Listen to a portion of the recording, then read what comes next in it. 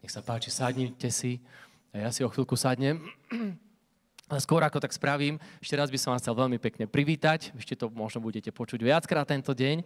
A špeciálne chcem privítať našich dvoch hostí. Neviem, či ste si všimli. Predná rada, ako niekto povedal, predná rada je vždy pre pastorov a kazateľov. Preto si každý sa bojí do nej sadať. Takže keď to bude večer plné, tak aj tu sa dá sadnúť. Ale vítam veľmi srdečne, špeciálne a veľmi, veľmi vzácne našich dvoch hlavných rečníkov, Sergeja Mihála. Sergej sa už stavia, privítajme ich. A brata Pavla Bubíka. Vítajte veľmi sme radi, že ste medzi nami. Prvý, ktorý vstal, tak je kázateľom od svojej mladosti, káže aj o druhom príchode Pánovom a zakladal mládež v Košiciach, asi poznáte Sergeja. Ak to nepozná, tak spoznáte. Momentálne žije Sergej v Prahe a venuje sa už niekoľko, alebo dlhý čas sa venuje štúdiu a eschatologických vecí a vyučovanie vecí ohľadom posledných časov. Takže o tom je celá táto dnešná konferencia. Brat Pavol Bubík je zástupca pomôžte mi, apoštolskej cirkvi, ale biskupa apoštolskej cirkvi, to slovo biskup som nevedel nájsť, zástupca biskupa apoštolskej cirkvi je takisto kazateľ od svojho raného veku, takže sme veľmi rádi, že vás tu máme, naši vzácni bratia. Celá táto konferencia je zameraná na tému druhý príchod Pánov a vychvátenie cirkvi, ako ste určite sa dozvedeli, alebo ako určite viete, a veci a témy ohľadom tohto súvisiace. Takže hneď na úvod poviem, že budeme sa snažiť, alebo budeme hľadať odpovede na mnohé otázky v Biblii, alebo bratia nám budú hovoriť ohľadom týchto vecí a budú sa snažiť odpovedať podľa toho, čo Biblia hovorí. Ale treba povedať, že tak ako raz v nebi budeme poznať plne, tak teraz poznávame čiastočne, takže nedávame si nejaký mandát na neomylnosť a na vševedúcnosť. Možno neodpovieme na každú otázku, možno každá odpoveď nebude úplne vyčerpávajúca, ale nevadí.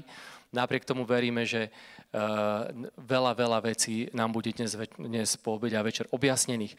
Táto konferencia má 4 časti alebo 4 bloky. Tento prvý práve začal. To bude o vychvátení cirkvi, ktorú bude mať Sergej. Druhý blok bude o tretej, ktorý bude mať brat Pavel. To bude mať o ako uniknúť súženiu, ktoré čaká svet. Tretí blok bude o 4:30, to budú znamenia na nebi, to bude spojený blok aj s videoprojekciou.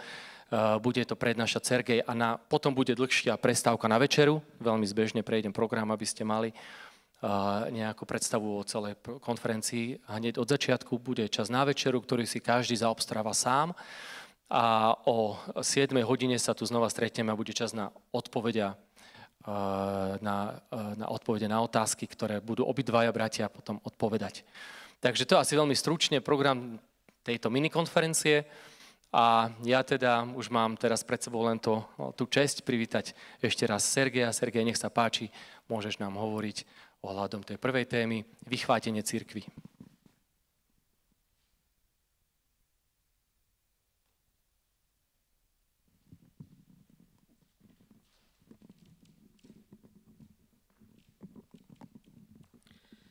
Takže všetkých vás pozdravujem.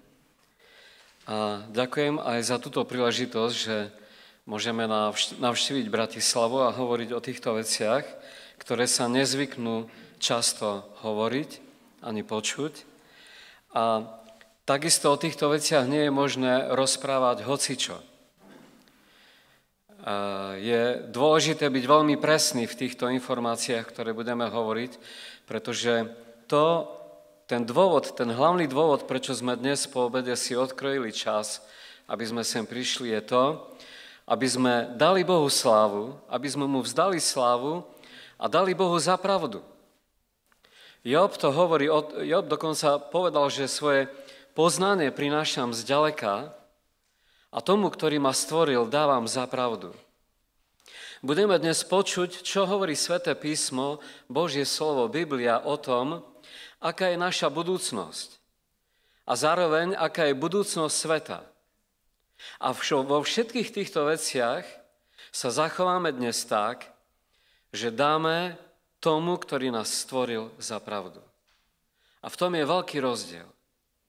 Myslieť si niečo, čo príde na svet, myslieť si niečo, čo asi môže prísť v našej budúcnosti, alebo sa pokoriť pred tým, ktorý ma stvoril a povedať, on o tom hovorí toto.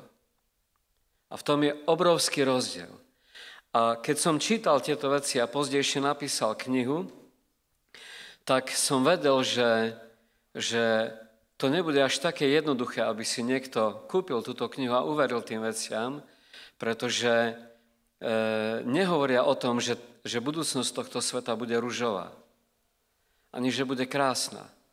Ale naopak, keď si čítame Daniela, 7. kapitolu 23.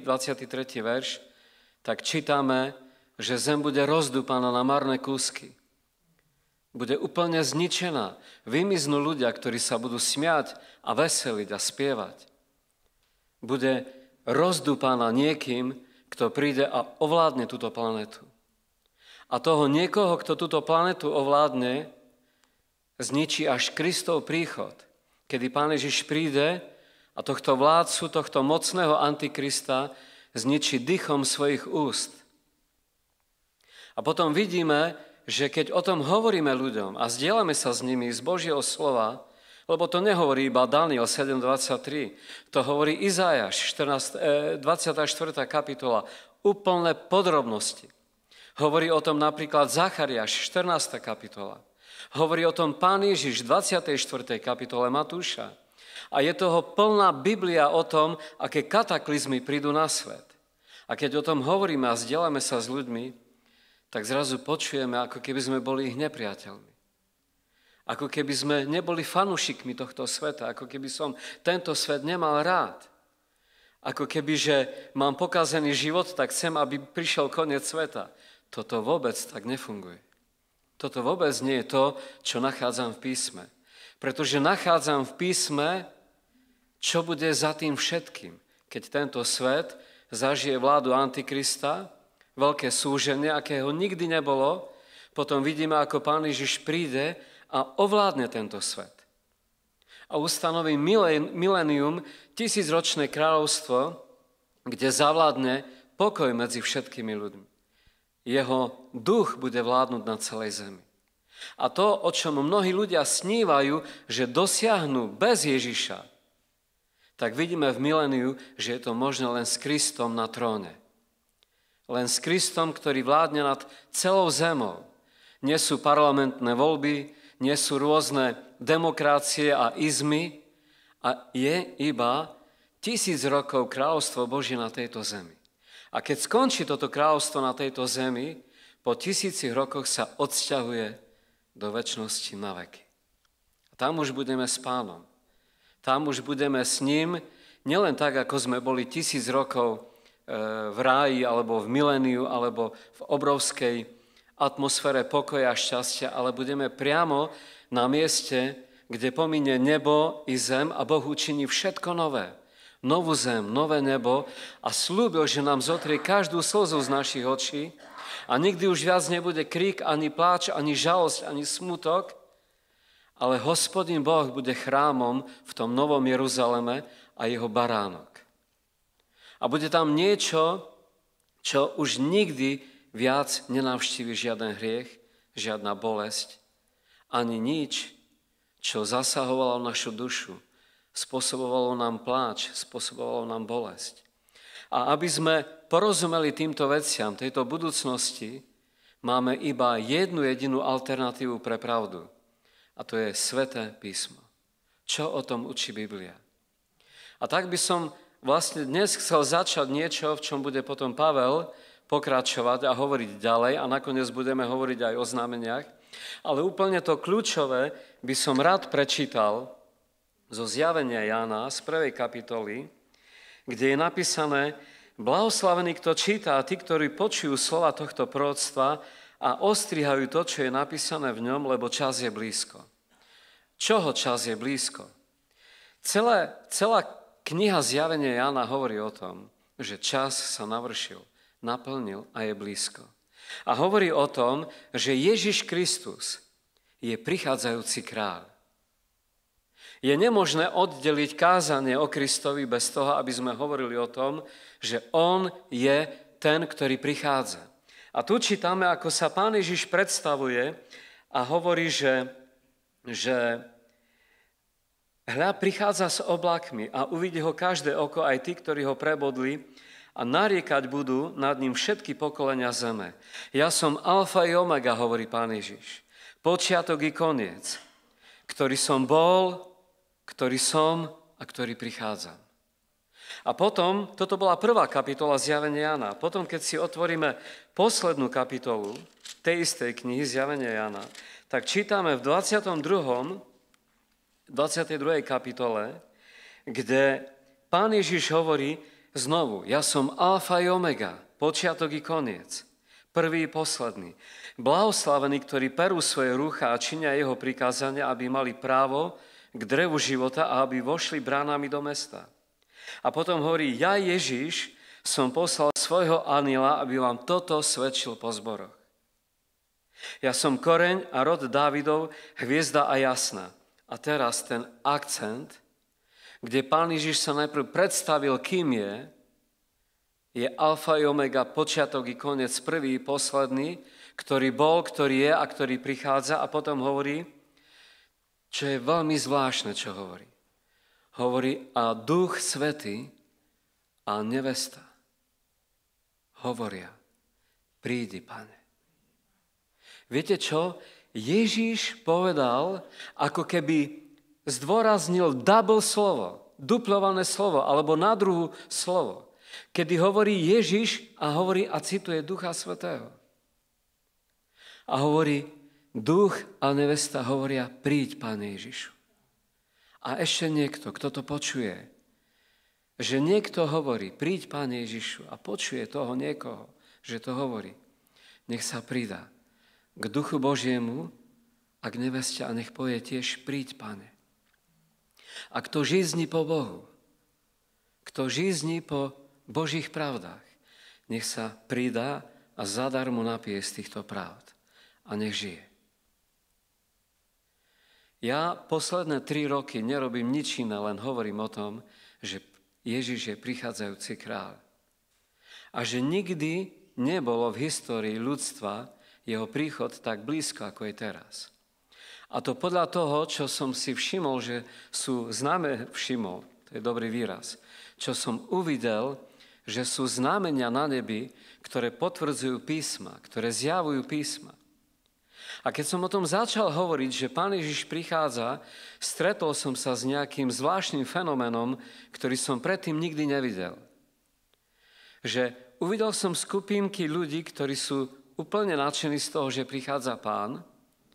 A stretol som skupinky ľudí, ktorí keď počujú, že prichádza Pán, tak mi hovoria, počkaj, ešte máme prácu.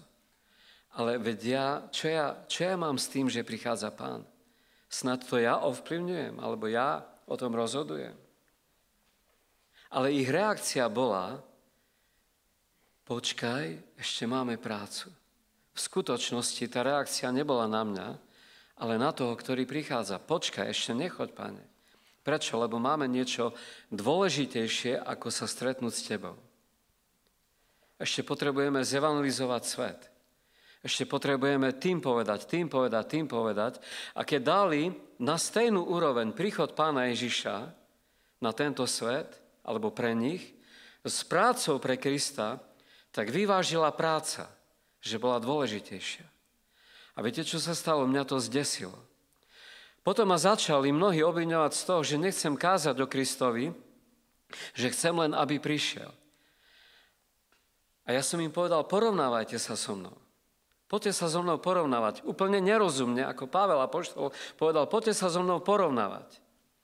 Kto z vás má na aute nadpis 5 rokov, že príde Pán, alebo že jednou celý svet uvidí Ježiše?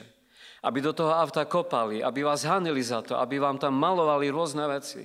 Kto z vás to urobil, že by ste si dali reflexné písmo veľké na zadné sklo auta, jednou celý svet uvidí Ježiša len preto, aby ste kázali Krista. Alebo kto z vás sa prihlásil do šachového klubu, aby všetkým šachistom pri tej hre hovoril o tom, aký je Ježiš. A tak som sa začal nerozumne chváliť, kto hovorí o Kristovi viac ako ja, aby som obhájil to, že chcem, aby prišiel Pán a nemlčím o ňom. To ma neprivádza ku mlčaniu o Kristovi, že verím, že príde Pán. Naopak, akceleruje to úplne všetko, čo vo mne je, lebo viem, že už toho času nie je. Nazbyt. Viac. Lebo Pán každú chvíľu príde. Ale dať prácu pre Pána, evangelizáciu pred Krista, viete, čo to znamená? Naveky odložiť Kristov príchod. Viete prečo? Pretože práca pre ňo tu bude vždycky. Obrátenie, aby sa ľudia obrácali, to tu bude na poriadku dňa vždycky. A tak by sme vlastne kvôli tomu, aby sme ho mohli evangelizovať, aby sme mohli evangelizovať svet, tak by sme naveky odložili Kristov príchod. Takže tento postoj nie je legitímny. Pretože duch nám nehovorí o tomto postoji, ale hovorí, príď, Pane Ježišu. Pán Ježiš hovorí, duch a nevesta hovoria, prídi. A potom som si zrazu uvedomil jednu vec, že to očakávanie cirkvi na obrovské prebudenie je legitimné, pretože je to legitimná túžba, to vychádza z Božej vôly, pretože Božia vôľa je to, aby každý človek poznal Pána Ježiša a bol spasený. To je Božou vôľou, to hovorí Pavel, apoštol Timoteovi, že Božia vôľa je, aby každý človek prišiel k poznaniu pravdy. A to je legitimné, ak potom túžime. Ale to, že príde Pán Ježiš a vezme nás domov, je o vzťahu nie k tomu Božiemu dielu, ktoré má Boh na tejto zemi, ale o vzťahu k tomu, ktorý si nás zamiloval na veky, vykúpil svojou krvou na kríži Golgoty. On je ten najdôležitejší v celom našom živote. Kto by mal radšej otca, matku, deti ako mňa, není ma hoden. Kto by mal radšej polia, alebo voly, alebo čokoľvek, nie je ma hoden. Zrazu vidíme, že v súčasnosti je nebeské kráľovstvo podobné kráľovi, ktorý pripravil svadbu pre svojho syna. A zavolal na svadbu pozvaných. Ale tí pozvaní sa vyhovorili. Nemali zrazu na to čas. Nemali na to myšlienky, nemali preto srdce. Jeden povedal, práve som sa oženil, dám prednosť svojej rodine pred svadbou tvojho syna. A iný povedal, vieš čo, práve som kúpil pole, potrebujem sa venovať poliam. Iný povedal, vieš čo, práve som kúpil voly a každý mal nejakú výhovorku. A viete, čo urobil domáci pán? Urazilo ho to. Pretože my nie sme pozvaní na svadbu nejakého blízkeho priateľa. My nie sme pozvaní niekam, kde môžeme inokedy prísť. My sme pozvaní na svadbu toho, ktorý stvoril nebesia a zem. Ktorý nás na kríži Golgoty vykúpil. A my sme pozvaní na tým najväčším pozvaním, aké existuje vo vesmíre, na miesto, o ktorom za chvíľku budem hovoriť. A toto pozvanie sa neodmieta. Toto pozvanie sa neodmieta. Pretože mnohí pozvaní neboli hodní a odmietli to pozvanie, tak domáci pán sa rozhodol, že svojim služobníkom povie, choďte medzi ploty, choďte ku bezdomovcom, choďte ku rôznym ľuďom, ktorí ani neboli pozvaní a ich pozvite na tú svadbu. Prečo? Lebo moja svadba nebude prázdna. Nebude ten dom zírať prázdnotou pri svadbe mojho syna. Naplní sa ten dom. A potom Pavel apoštol vyznáva to obrovské tajomstvo a hovorí, keď sa naplní ten dom svadobčanmi, keď vôjde plnosť pohanov do neba, vtedy tým nehodným dá Boh ešte jednu šancu. Ešte jednu šancu. K tomu sa vrátim. A preto by som teraz úplne zo všetkého ako prvé povedal, kam pôjdeme, keď pre nás príde Pán Ježiš. Pretože mnohí vieme o tom, že Pán Ježiš, keď príde na Oliveckú horu a ochráni Izrael, dýchom svojich úst zabije Antikrista, zviaže diabla na 1000 rokov a ustanoví milénium. A celý ten príchod Pána Ježiša sme stotožnili s tým, že jeho nohy sa dotknú Oliveckej hory. A keď Pán Ježiš hovoril o tom, že keď príde na Oliveckú horu, tak učeníkom povedal toto tajomstvo. O tom dni a o tej hodine nevie nikto. Ani anjeli v nebi, ani ja, iba sám môj Otec. A keď čítame Zachariáša 14. kapitolu, tak vidíme, že Zachariáš toto, čo povedal Pán Ježiš, opakuje. A hovorí, ten deň, kedy sa Hospodinové nohy dotknú Oliveckej hory, je známy len Hospodinovi. Iba on o tom dni vie. A tak vidíme, keď napríklad sa potom učeníci pýtajú Pána Ježiša, Páne, a kedy obnovíš kráľovstvo Božie na zemi? Pán Ježiš sa k ním obracia a hovorí, toto nie je vaša vec, ktoré si Boh uložil vo svojej rade a vo svojom srdci. Ale chodte, kážte evanjelium každému stvoreniu, kto uverí a tak ďalej a tak ďalej. Takže vidíme, že ten príchod Pána na Oliveckú horu, toto nie je vecou cirkvi. Ani jeho učeníkov, ani vás, ani mňa. Viete prečo? Lebo keď Pán príde na Oliveckú horu, ak ho budeme čakať, dívajúc sa hore, že on prichádza, to už bude náš veľký problém. Podľa Zachariáša a podľa toho, čo hovorí zjavenie Jána, na Oliveckú horu s Pánom Ježišom prichádza jedna veľká armáda. A tá armáda má oblečené biele rucho s vysokým belostným kmentom. A ten vysoký belostný kment, ona je do toho oblečená, tá jeho armáda. Ten vysoký belostný kment dostáva iba na jednom jedinom mieste vo vesmíre. A iba jedna jediná skupina ľudí. Nikto iný a nikde inde. A keď tá armáda s ním prichádza na tú Oliveckú horu, tak odpoveda na to tajomstvo, kto s ním prichádza a odkiaľ s ním prichádza. A Zachariáš hovorí, že s ním prichádzajú jeho svety na Oliveckú horu. A Ján hovorí, že to vojsko je oblečené do belostného kmentu a prichádza s ním. A vidíme, že my, ten dôvod, prečo sa nemáme starať a prečo nám to Pán nikdy nezjavil, ten deň a hodinu, kedy príde na Oliveckú horu, je ten, že je tu pre nás niečo ďaleko dôležitejšie, ako prísť na Oliveckú horu. A viete prečo?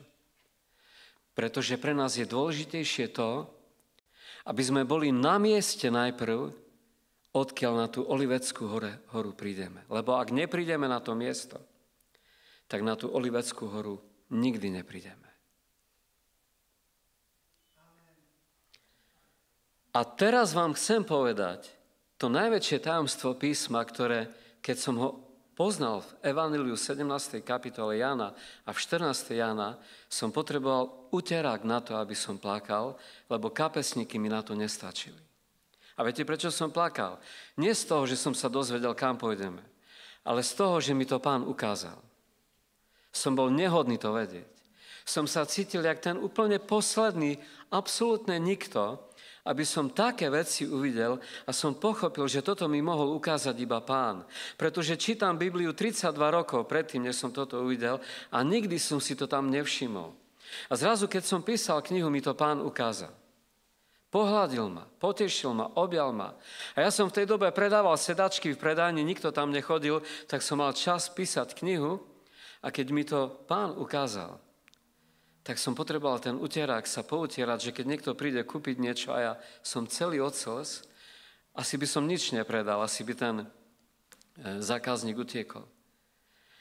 Keď som čítal Evanjelium Jána, 14. kapitolu, tak som si zrazu všimol jednu vec. Že Pán Ježiš potešuje učeníkov a hovorí im, nech sa neľaká vaše srdce. V dome môjho otca je mnoho príbytkov.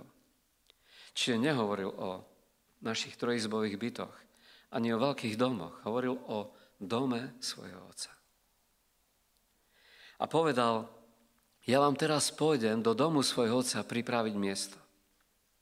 A keď to pripravím, tak sa po vás vrátim a počúvajte, čo povedal.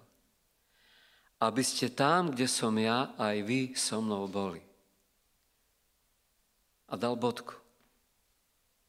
To znamená, nehovoril o Oliveckej hore. Lebo Pán Ježiš teraz nie je na Oliveckej hore. Nech akokoľvek si myslíme duchovné zjavenie, on fakt teraz nie je na Oliveckej hore. A hovorí, že keď pre nás príde, tak nie preto, aby nás zobral na Oliveckú horu, na Armagedon, ale preto, aby nás zobral tam, kde on je teraz. A ešte nič, len som to si všimol. A potom čítam ďalej a v Evangelium 17. kapitole Jána, viete, čo napísané? To isté slovo od písmena do písmena. Roháček zobral CTRL-K a CTRL-V. Ani to nemusel prekladať. Úplne identicky tie isté slova.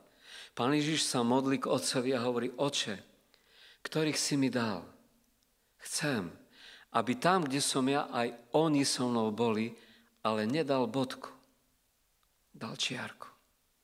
A počúvajte, čo je za tou čiarkou. Aby tam, kde som ja, aj oni so mnou boli, aby videli moju slávu, ktorú som mal u teba prv, ako bol svet. A keď som si toto uvedomil, kam pôjdeme? Pôjdeme na miesto, ktoré bolo pred založením sveta. Kvôli tomu, aby sme videli slávu Pána Ježiša, ktorú mal u Otca prv, ako stvoril svet. Viete si predstaviť, akú cenu má toto pozvanie? Ako nás chce uctiť Otec. Ako nás pozýva na svadbu, na večeru svadby baránka. Preto Zjavenie 19. kapitola hovorí: blahoslavení, ktorí sú pozvaní na večeru svadby baránka. Lebo možno pôjdeme na miesto, ktoré ani anjeli nevideli. Ktoré bolo dávno predtým, než bol stvorený tento svet, nebesia a zem. A to všetko preto, aby sme boli poctení tým, že uvidíme slávu Pána Ježiša, ktorú mal u Otca prv, ako bol svet. Keď som si toto uvedomil, tak som zrazu začal chápať, že príchod Pána Ježiša má dva dejstva, dve fázy. Tá prvá fáza je, keď príde s oblakmi, a tá druhá fáza je tiež, keď príde s oblakmi, ale až na Olivovú horu. Kdežto keď príde prvýkrát s oblakmi, tak iba preto, aby na tých oblakoch chvíľku zostal. Kdežto pri tom tej druhej fázi tohto jeho príchodu, keď príde na oblaky, tak preto, aby z tých oblakov zostúpil na Olivovú horu. Keď príde prvýkrát na oblaky, popisuje to Daniel, 7. kapitola, 13. verš. A tam Daniel, keď to popisuje, hovorí: a hľa, v nočných videniach som videl niekoho, kto je podobný synovi človeka. Prichádzal s oblakmi a prišiel až ku starodávnemu dňu. Neprišiel na zem. Prišiel až ku starodávnemu dňu a dovolili mu priblížiť sa pred neho. Vidíte, aké je v tom obrovské tajomstvo, čo videl Daniel? On hovoril o tom, že Pán Ježiš prichádza s oblakmi, potom prichádza ku starodávnemu dňu a potom je Pánu Ježišovi dané všetko. Vláda, ľudia, jazyky, národy, pokolenia a slúžia mu všetky národy, jazyky a ľudia. A vidíme milénium. Daniel opísal 2 vetami to, čo je našou budúcnosťou. A v tomto potrebujeme sa stotožniť s tým, čo učí písmo a dať Bohu za pravdu. Pretože v tej prvej fázi, keď prichádza Pán Ježiš s oblakmi, tak na oblakoch zostane preto, aby sa naplnilo to slovo, ktoré povedal samotný Pavel apoštol. Hovorí: toto vám nehovorím ja, ale hovorím vám slovom Pánovým.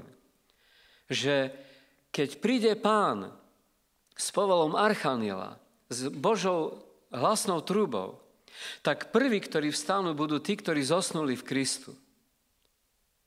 Ale potom, my živí ponechaní do príchodu Pánovho, budeme razom s nimi vychvátení do oblak v ústrety Pánovi. Prečo? Lebo on prišiel na oblaky, neprišiel na zem. A naplní sa presne to, čo učil u Lukáša v 17. kapitole, v 34. verši, že 2 budú na posteli, jeden bude vzatý a druhý zanechaný. Dve budú spolu mlieť v mlyne, jedna bude vzatá a druhá zanechaná. Dvaja budú na poli, jeden bude vzatý a druhý zanechaný. Naplní sa presne ten fascinujúci moment, kedy z tejto planety zmiznú ľudia. Zostanú po nich hodinky, šaty, bankové účty, domy, príbytky, všetko po nich ostane. A oni bez vysvetlenia zrazu jedného dňa v jednej chvíli opustia túto zem v ústretí Pánovi do povetria. Pretože Daniel videl tento deň, tak povedal, hľa, videl som syna človeka, prichádzal s oblákmi a pokračuje to. Prišiel až ku starodávnemu dňu. Lebo keď nás vychváti do tých oblák, tak vtedy nezostaneme na tých oblakoch, ale ideme rovno na svadbu k nebeskému Otcovi. Rovno na svadbu k nebeskému Otcovi. A preto je tam napísané tá úplne až nepochopiteľná veta. A keď som to čítal, som tomu chvíľku, stotinky sekundy absolútne nechápal, ako je možné o Pánu Ježišovi povedať, dovolili mu, dali mu.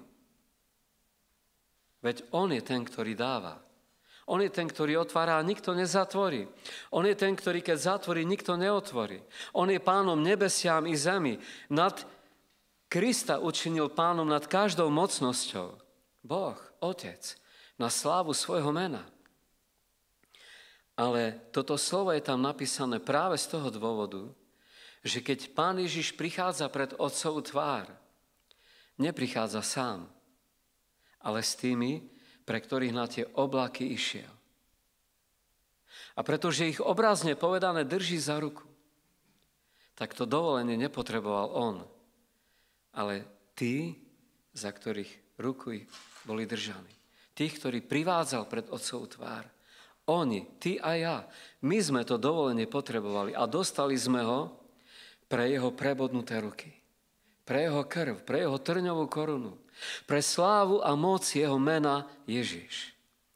A tam sa presne na nás naplňuje to, čo je povedané, Filip, ja som cesta, pravda i život. Ako ty hovoríš, ukáž nám Otca. Kto mňa videl, videl Otca. Nikto nepríde k Otcovi len skrze mňa. Ja som tá cesta i pravda i život. Nikto nepríde k Otcovi len skrze mňa. A my to práve na tomto mieste zažijeme, čo to znamená. Že sme jedného dňa dali Bohu za pravdu a uverili v Jeho Syna. Uverili v Ježiša Krista. Pána pánov a kráľa kráľov, ktorý nás spasil svojou obeťou na kríži Golgoty. Na tom mieste, keď uvidíme slávu Hospodina, keď uvidíme slávu nebeského Otca a slávu Jeho Syna, tak budeme vedieť, že bez tejto obeti Kristovej by sme nikdy ani len nemohli pozrieť na Otcovú tvár. Nikdy by sme nemohli prísť pred Neho. A preto je tam tak zdôraznené a napísané, že a dovolili mu, pretože neprichádzal sám, ale s nami. A potom po svadbe večeri baránka Daniel hovorí, a jemu bolo dané pánstvo, sláva i veličenstvo a slúžili mu všetky národy. Ako? No pretože prichádzal na Oliveckú horu aj so svojou manželkou, ktorá na svadbe dostala belostné a čisté rucho z kmentu. Iba na tom mieste je možné dostať to belostné rucho. A preto vidíme, že tá manželka, keď prichádza s Pánom Ježišom na Oliveckú horu, nie je to, aby bojovala s nejakým antikristom, ale preto, aby sme žili s Pánom Ježišom tých 1000 rokov na tejto zemi, než budeme žiť s ním na veky vo večnosti. Tieto veci ma veľmi fascinujú. Veľmi ma zasiahli. Pretože viem, že keď o vychvátení hovorí Pán Ježiš, tak to obdobie, tú dobu, nespája s Armagedonom. To nebude tak, že zem bude úplne zničená, rozbitá na kusy a potom nás Pán vychváti do nebies, urobí trojitý Litzberger a pristaneme na Oliveckej hore. To tak nebude. Nikto z vás by predsa nechcel mať svadbu svojich detí na cintoríne. A o Oliveckej hore a o tom čase je napísané, že iba mŕtvych budú zbierať 7 mesiacov. Čaty. A budú dávať vlajky, kde sú pobytí, masové hroby a tak ďalej. A druhí budú pochovávať. Olivecká hora nie je svadobné miesto pre nevestu Krista. A ani povetrie nie je svadobné miesto. Aby ste tam, kde som ja, aj vy boli, toto je svadobné miesto. A o tom čase, keď nás vychváti Pán do oblák, Pán Ježiš stotožnil s dobou Noacha a Lota. Kedy viete, čo sa deje na zemi? Ľudia jedia, pijú, ženia sa, vydávajú, spievajú o dušu, radujú sa a nemajú žiadne poriadne starosti. A Pán Ježiš hovorí, a vtedy náhle príde ten deň ako pásca na celý svet. A nastane súženie, akého nikdy nebolo od počiatku sveta, ani už nikdy viac nebude.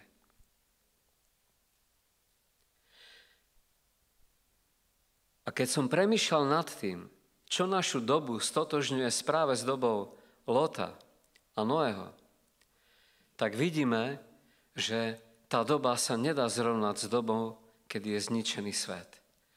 Ani Noého svet nebol zničený, keď prišla potopa. Noé kázal o potope a ľudia sa smiali. Spievali si a hovorili, poďme sa pozrieť na Noého, on stáva koráb, to je úplná atrakcia sveta. Ale Noé nekázal o tom, poďte do korábu. Lebo keby sa obrátilo napríklad 100 000 ľudí, tak potom by ten koráb ani by sa tam nemestili. Všimnite si, že Noé vôbec nekázal o tom, poďte do korábu. Peter to vykladá a hovorí, Noé, keď kázal, hovoril o spravodlivosti Boha, o súde a o pokáni. A my dnes očakávame niečo podobné, čo bolo v časoch Noého, že hovoríme o spravodlivosti Boha, o pokáni, o viere v Pána Ježiša a nech akokoľvek som nadšený pre evanjelium, tak vždycky tí ľudia, ktorí sa obrátia, to je úplná kvapka v mori. Vôbec nemám pocit, že ľudia nám rozumejú, že tomu počujú, že to chápu. Podobne ako v tej dobe Noácha. A tí z nás, ktorí sú úplne akože už aby prišlo prebudenie, to prebudenie vyhľadajú a učia o tom a tvrdia to, že bude. A viete, aké je to paradoxné, že ja som každou buňkou a molekulou za prebudenie. Ale ja to neviem nájsť v písme. Že predtým, než budeme vychvátení, tu príde prebudenie. Ale viete, čo viem nájsť v písme? Tú dobu Noácha, že po vychvátení tu bude najväčšie prebudenie v dejinách ľudstva. Ja tomu verím. Môžete to odmietnúť, môžete si povedať, tak toto fakt prehnal. Ale ja verím a mám na to veľmi silný dôvod. Boh o svojom slove povedal, že sa jeho slovo nikdy nevráti prázdne. Ale vykoná to, na čo ho pošle. A to dobre viete zo škôl, z práce, od kolegov a tak ďalej, ako sa smejú, keď im hovoríte o Bohu. Ako na to nemajú čas, ako ich pozvete na evangelizáciu, potrebujú zhrať tenis. Nemajú na to čas. Tak, ako nemali čas v Noého pokolení. Mali čas na všetko, len nie na to dať Bohu slávu. A viete, čo sa stane po vychvátení? Stane sa presne to isté, čo sa stalo s Noáchovým korábom. Viete, kým pršalo na túto zem, mohlo zapršať aj za týždeň, mohlo zapršať aj za 2 dní. Keď sa otvorili žriedlá, priepasti a prúdy nebies, mohla byť táto planéta zatopená aj za 2 dní, keď to tak preženiem. Ale ona bola zatopená až o 40 dní. Viete prečo? Lebo tých 40 dní má obrovský význam pre Noáchovo pokolenie. Ten istý význam, ktorý bude mať po vychvátení doba súženia pre naše pokolenie. Totiž vidíme, čo Peter o tomto pokolení hovorí, že keď Pán Ježiš bol ukrižovaný a zomrel na kríži, keď išiel do ríši smrti svojim duchom prevziať vládu, kľúče pekla a smrti. To nakoniec vidíme v zjavení Jana v 1. kapitole, ako Pán Ježiš hovorí Jánovi, neboj sa, ja mám kľúče pekla a smrti. Neboj sa, ja ich mám. Takže Pán Ježiš prevzal tieto kľúče pekla a smrti. Ale Peter hovorí o tom podrobnosti, že keď navštívil túto ríšu smrti, tak okrem toho, že vzal tieto kľúče a vládu nad tým miestom, tak urobil ešte jednu vec. Kázal pokoleniu, kedy zhovievala Božia milosť nad tými, ktorí v Noachovom pokolení nepočúvali Boha. Boh im tých 40 dní dal na to, aby zobral knihu života a aby si písal ich mena. Viete prečo? Lebo keď bolo slnko nad korábom, kedy Noé kázal, nepočúvali ho. Ale keď potom vzal Noého aj koráb a dal dážď na celú planetu, množstvo z týchto ľudí. Balcar, jeden český vedec, to rátal, matematik a fyzik a tak ďalej, a on vyrátal, že v tej dobe mohlo byť okolo 10 miliard ľudí na tejto zemi v čase Noého. Ja mu dávam za pravdu. Tiež som to rátal na ruskej kalkulačke, na tej posuvnej a na kolene. On to urobil 2-3 vzorcami, ja som to rátal pol dňa a tiež mi vyšlo 10 miliard. Ale moja najbližšia rodina mi hovorí, Ocko, to tam nedávaj, už dosť je tam takých informácií v tej knihe, to tam fakt nemusíš dávať. Ale som to nedal, a potom, keď som to čítal v Balcarovej knihe, Potopa sa volá tá kniha, tak som to ľutoval, mohol som to tam dať. Ale viete, tá Božia milosť, keď padal dážď a keď ľudia zomierali, keď vedeli, že je všetkému koniec, to je veľká milosť Božia. Ak ti Boh zoberie tento život, aby si ty žil na veky, tak vec, že sa na tebou zľutovalo nebo. A ak niekto si myslí, že tento život prežije v neviem akom luxuse, ale keď naozaj prežije a potom na veky stratí svoju večnosť, toto je bláznovstvo. Život nekončí smrťou. A prvý, kto to vie, je Boh. A ľudia, ktorí dávajú Bohu za pravdu, činia pokánie v tomto živote preto, aby mohli žiť na veky. A veria Božiemu slovu, veria tomu, čo všetko Boh o našom živote učí a hovorí. A preto to pokolenie dostalo obrovskú šancu v ríši smrti počuť toho, kto je stvoriteľ života.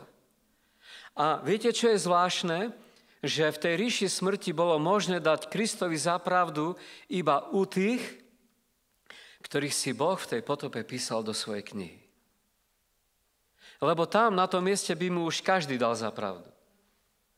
Prvý Herodes a podobní ľudia.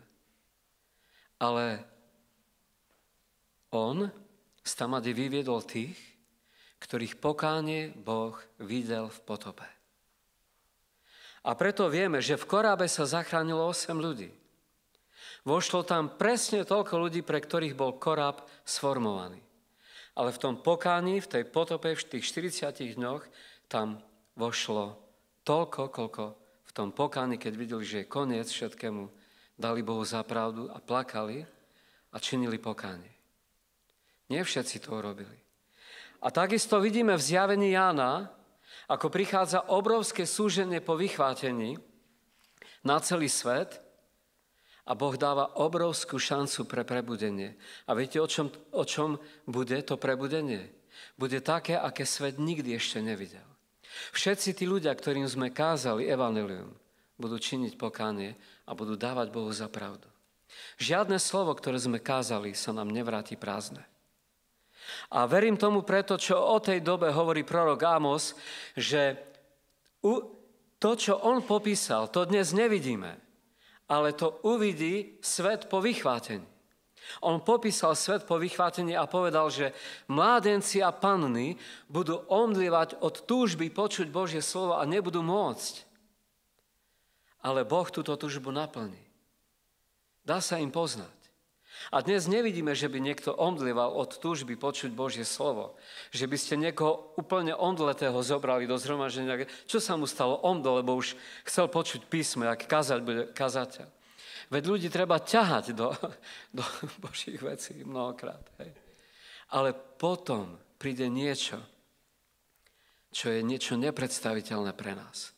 A vidíme, že keď prichádza nevesta baránkova na svadbu, tak zrazu vidíme, že do neba v tom obrovskom súžení po vychvátení prichádza ešte jedna veľká skupina, ale nie na svadbu. Ale prichádza pod oltár.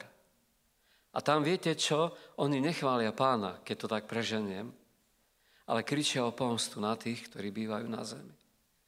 A je im povedané, počkajte, až sa to prebudenie dokončí. Až aj tí, ktorí ako vy majú byť zabití, kvôli Božiemu slovu a kvôli svedectvu Pána Ježiša, budú zabití ako vy, a aby aj váš počet sa doplnil v nebi. Ten počet sa doplní tak, ako sa doplnil počet nevesty, doplní sa aj počet toho prebudenia po vychvátení. Na záver chcem skončiť niečím, čo veľmi zasiahlo moje srdce a čo presne dokumentuje charakter a obraz našej budúcnosti.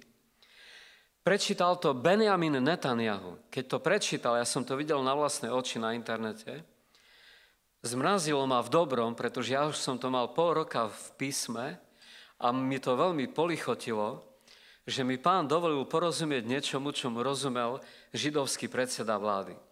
Ja ho mám veľmi rád, lebo som sa dopočul o ňom, že on má rád kresťanov a zároveň s tými, s ktorými sa stretáva pred zasadnutím vlády, čítajú Tóru a dávajú Bohu slávu a koria sa pred ním.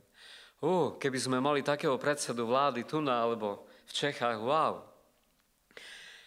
On potom, čo OSN v roku 2015, niekedy v 6. 7. mesiaci, v polovici roka, odsúhlasilo odburanie sankcií voči Iránu, čo sa týka ich jadrového programu, tak vtedy Benjamin Netanyahu na druhý deň mal tlačovú konferenciu a tvrdo to odmietli, túto zmluvu, to odburanie tých sankcií, pretože vedia, že Irán iba na to čaká, aby mohol vyvinúť jadrové zbrane a pustiť ich na Izrael. Oni to majú absolútne, ani sa tým netája. Takže Benjamin Netanyahu prišiel na tlačovú konferenciu a zobral proroka Izajáša a prečítal 60. kapitolu, prvé 2 verše a tam je napísané: Raduj sa a plesaj, dcero Jeruzalema. Chápete to? On počuje o tom, že Irán teraz bude mať zelenú a pre celý svet sa postaví a povie: Raduj sa a plesaj, dcero Jeruzalema, lebo hľa, tma pokrie zem a mrákava národy, ale nad tebou vzíde Hospodin ako slnko rána. A keď som toto počul, tak sa ma to dotklo, pretože toto je presne to, čo sa po vychvátení stane. Izajáš 61. kapitola hovorí, že keď Pán Ježiš príde, tak vtedy urobí 2 veci. Vyhlási rok milosti Hospodina a vyhlási deň jeho pomsty. Ešte vám k tomu aj hrajú. Rok milosti Hospodina a deň jeho pomsty. A viete, čo oddelí rok milosti Hospodina od dňa Hospodinovej pomsty? Vychvátenie. Vychvátenie urobí ten predel, že doteraz bol rok milosti Hospodina a teraz bude deň jeho pomsty. A ten deň pomsty spôsobí práve to vychvátenie. A vám vysvetlím aj prečo. Pretože keď svetlo sveta a sol zeme bude vzaté z tejto zemi, naplní ho tma. Tma nemôže prísť tak, že prídete do svetelnej miestnosti a zapnete tmu. To nikto nikdy neurobí. Aby ste mohli zapnúť tmu, predtým musíte vypnúť svetlo. To každý vie. Každý v noci povie: Miláčik, prosím ťa, vypni už svetlo, lebo chcem mať tmu, chcem spať. Nikto nepovie: Miláčik, zapni tmu. To je veľmi jednoduché a proste. A keď sa naplní tá podmienka, aby na zem mohla prísť tma, tak iba tým, že niekto z tejto zeme zoberie svetlo, vypne svetlo. A to bude ten príchod Pána Ježiša podľa Daniela 7.13 na oblaky.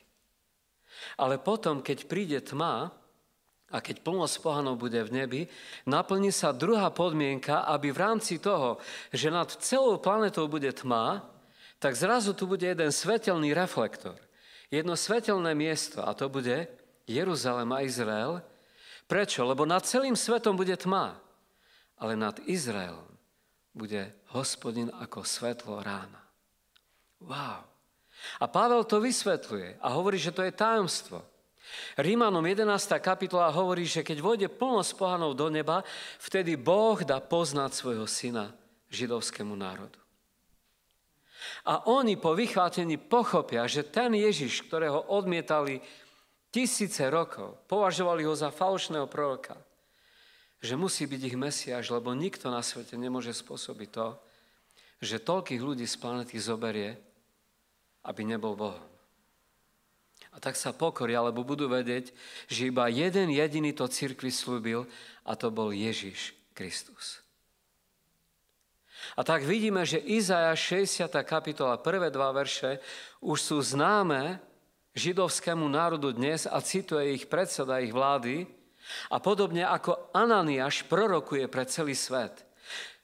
Prorok Ananiáš vtedy povedal, že je užitočné, aby jeden človek zahynul za celý národ, než aby mal zahynúť celý národ. A hoci to vôbec nebol žiaden pochopiteľ Krista, tak on zaprorokoval Božie pravdy, sú s najvyšším kňazom vtedy. A to isté vidíme, že aj dnes predseda židovskej vlády prorokuje pre celý svet Božie pravdy, ako keby sám Boh tieto veci hovoril celému svetu.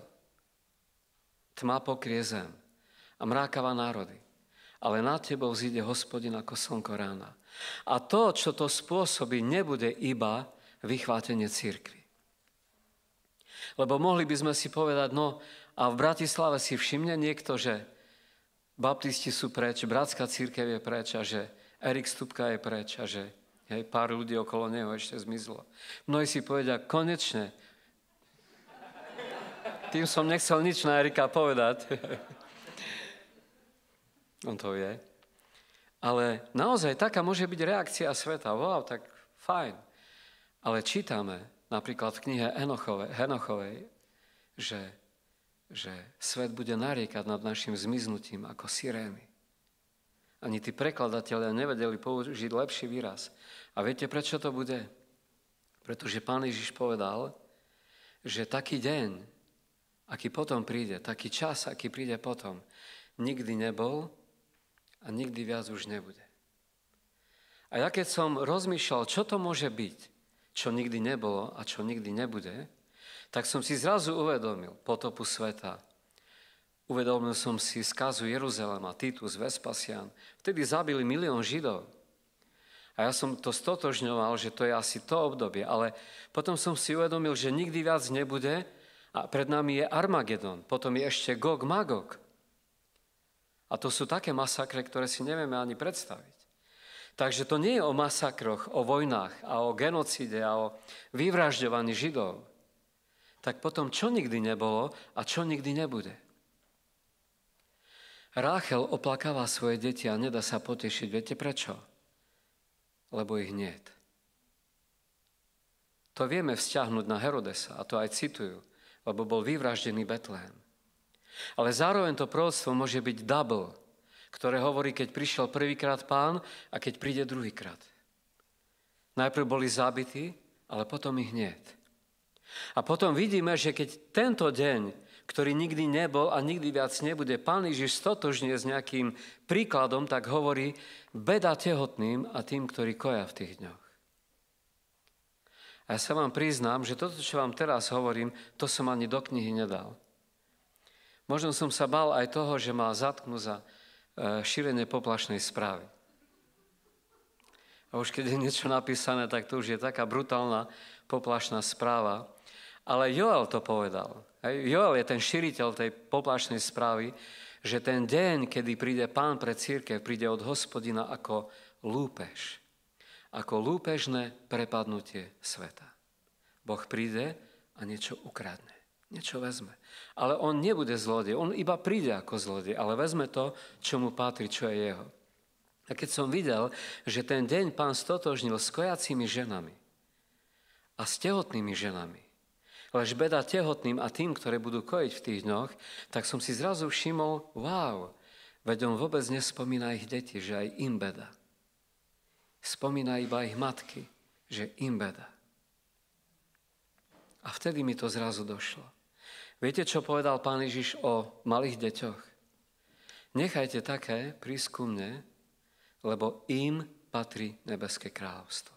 A potom povedal, ešte to zdôraznil a povedal, dbajte o to, aby ste nikoho z tých maličkých nepohoršili.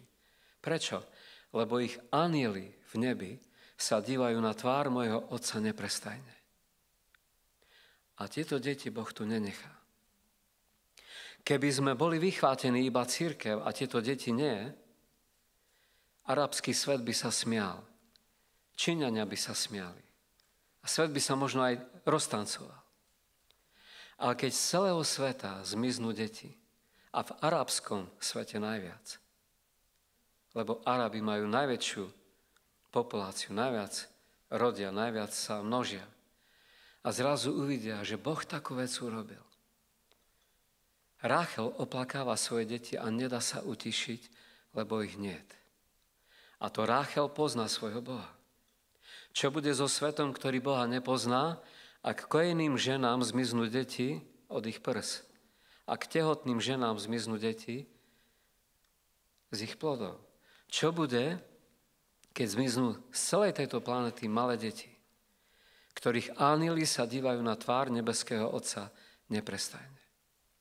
Spôsobí to takú traumu, ktorá nikdy nebola na tejto zemi, ani už nikdy viac nebude.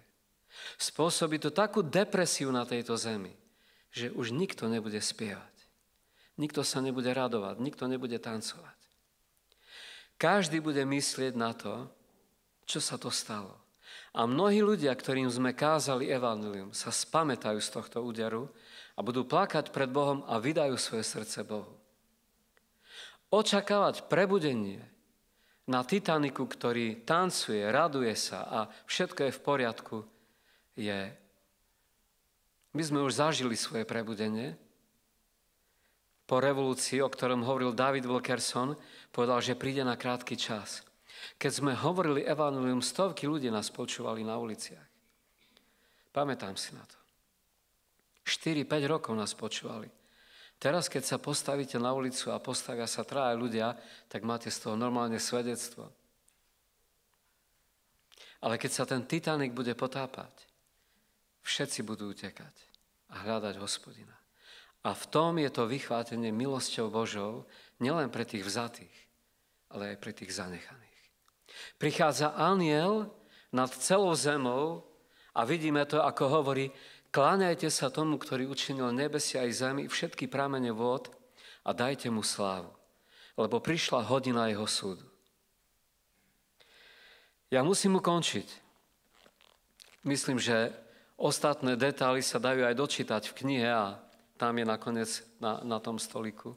Je možné si ju kúpiť. Ale chcem dať potom priestor Pavlovi, ktorý bude pokračovať a bude hovoriť ešte o dôležitejšej veci, kto bude vzatý a kto zanechaný. Čo o tom rozhoduje? Kde je ten corpus delicti, moment, ktorý rozhodne o tom, kto bude vzatý a kto zanechaný. Ja len krátko poďakujem Pánovi a potom už Erikovi dám slovo. Oče náš nebeský, my sa koríme pred Tvojim slovom,